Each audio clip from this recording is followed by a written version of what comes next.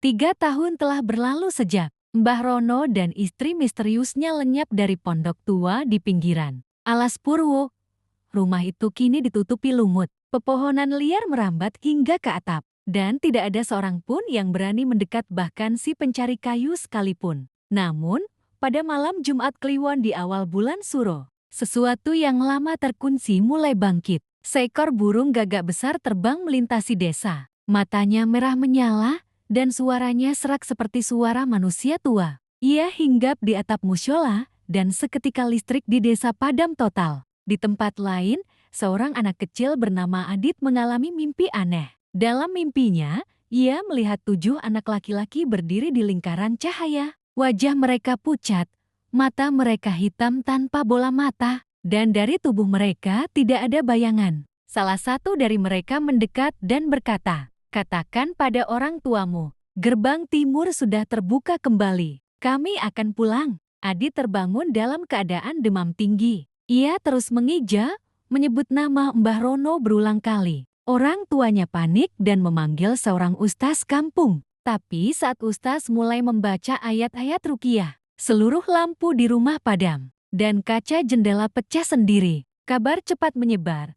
7 anak tanpa bayangan akan kembali. Malam-malam berikutnya, warga mulai melihat sosok-sosok kecil berlarian di tepi hutan. Kadang terdengar suara tawa anak-anak, tapi bukan tawa biasa. Tawa itu dalam, menggema, seolah datang dari perut bumi. Bahkan hewan-hewan pun gelisah.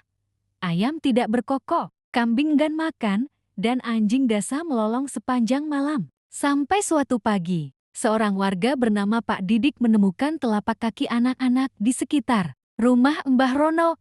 Tapi yang aneh, tapak kaki itu masuk ke dalam rumah, tapi tidak ada jejak keluar. Di depan pintu, ada bunga melati basah, dan tulisan di dinding dengan huruf merah menyala. "Kami hanya menunggu matahari merah." Warga pun berkumpul dan memutuskan memanggil kembali Kiai Hussein dari Jember. Satu-satunya orang yang pernah melihat 7 anak itu. Kiai datang malam itu juga. Setelah menatap ke dalam pondok tua selama beberapa menit, wajahnya langsung berubah pucat. Ia memanggil 2 santrinya, mengambil segenggam garam dan tanah dari masjid desa, lalu berkata pelan, "Mereka sudah kembali, tapi kali ini mereka membawa kunci." Warga bingung, "Kunci apa?" Kiai hanya menjawab singkat, "Dulu, Mbah Rono menjadi penjaga gerbang timur.